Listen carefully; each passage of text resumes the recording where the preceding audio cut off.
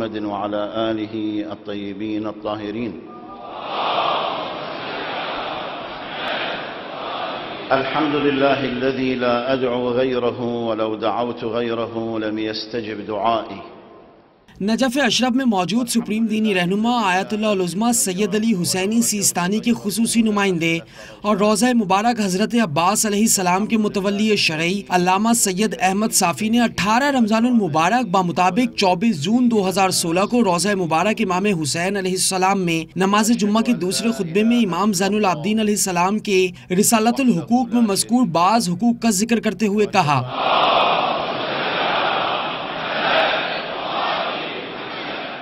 امام زین العابدین علیہ السلام نے فرمایا ہے، زبان کا حق یہ ہے کہ اسے گالی گلوچ سے محفوظ رکھو اور اسے نیک اور شائستہ بات کہنے کا عادی بناؤ، اسے با ادب بناؤ، اسے ضرورت اور دین اور دنیا کے فائدے کے علاوہ بند ہی رکھو اور زیادہ چلنے بے فائدہ بولنے سے روکو کہ تم اس کے نقصان سے محفوظ نہیں ہو اور اس کا فائدہ کم ہے۔ زبان عقل کا گواہ اور اس کی دلیل سمجھی جاتی ہے اور عقل مند کا عقل کے زیور سے آراستہ ہونا اس کی خوش بیانی ہے۔ مدد تو بس خدائے بزرگ و برتر ہی کی طرف سے ہے۔ کان کا حق یہ ہے کہ تم اسے اپنے دل کا راستہ بنانے سے پاک رکھو، ہاں اسے اس بہترین بات کے لیے دل کا راستہ بناؤ جو تمہارے دل میں پیدا ہو، جو تمہیں بہترین اخلاق سے آراستہ کرے، کیونکہ کان دل کا راستہ ہے اور وہ بہترین معافی کو درک کرتا ہے۔ کان دل تک خیر یا شر کو پہنچاتا ہے اور طاقت و قوت صرف خدا کی ہے۔ خداوند عالم فرماتا ہے، اے رسول کہہ دیجئے، خدا وہی ہے کہ جس نے تمہیں پیدا کیا اور تمہیں کان، آنکھ اور دل عطا کیے، لیکن تم بہت کم شکر ادا کرتے ہو۔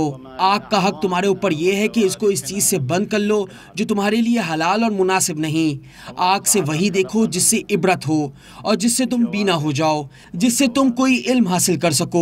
آنکھ عبرت حاصل کرنے کا ذریعہ ہے۔ تمہارے پیروں کا یہ حق ہے کہ ان سے ان چیزوں کی طرف نہ جاؤ جو تمہارے لیے حلال نہیں، اور انہیں اس راستے کے لیے اپنی سواری نہ بناؤ جو چلنے والے کی سبکی کا باعث ہوتا ہے، کیونکہ وہ تمہیں اٹھاتے ہیں اور دین کی طرف لے جاتے ہیں، تمہارے آگے بڑھنے کا سبب ہوتے ہیں، اور خدا کے علاوہ کوئی قوت و طاقت نہیں ہے۔ ہاتھ کا حق تمہارے اوپر یہ ہے کہ اسے اس چیز کی طرف نہ بڑھاؤ جو تمہارے لیے حلال نہیں، کیونکہ اگر ایسا کرو گے تو آخرت میں خدا کے عذاب میں مبتلا ہوگے اور دنیا میں لوگوں کی ملامت سے بھی محفوظ نہیں رہوگے۔ اور اسے اس چیز سے بند نہ رکھو جو خدا نے تم پر واجب کی ہیں، اور اس کا احترام اس طرح کرو کہ ان سے ان بہت سے کاموں کا انجام نہ دو جو ان کے لیے حلال نہیں ہے، اور ان کو ان چیزوں کے لیے کھولو جن میں ان کا نقصان نہیں ہے۔ پھر اگر اس دنیا میں ہاتھ حرام سے باز رہے یا عقل و شرافت سے کام لیا تو آخرت میں ان کے لیے ثواب ہے۔ تمہارے شکم کا یہ حق ہے کہ اسے قلیل و کثیر حرام کا ظرف نہ بناؤ، بلکہ حلال میں سے بھی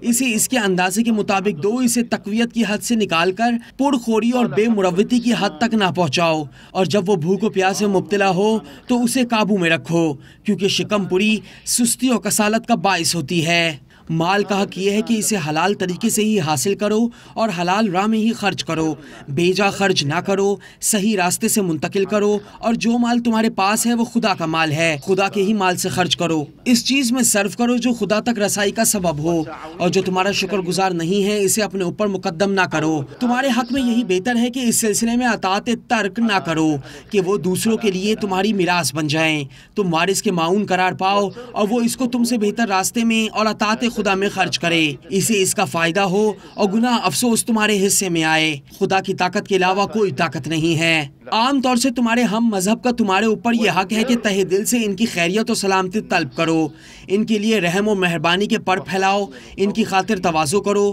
ان سے الفت پیدا کرو، ان کی اصلاح کرو، اور اس کا شکریہ ادا کرو کہ جس نے اپنے اور ان کے اور تمہارے اوپر احسان کیا ہے، کیونکہ اس کا اپنے اوپر احسان کرنا ایسا ہی ہے جیسا تمہارے اوپر احسان کیا ہو، اس لیے کہ تمہیں اذیت و تکلیف نہیں دی ہے اور اپنے خرچ سے تمہیں بے نیاز رکھا ہے اور اپنے کو تم سے باز رکھا ہے۔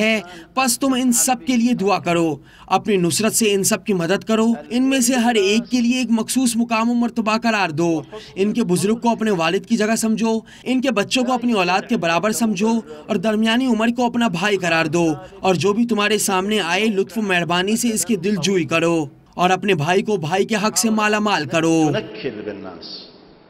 هذا اللسان الجارح سيتعبك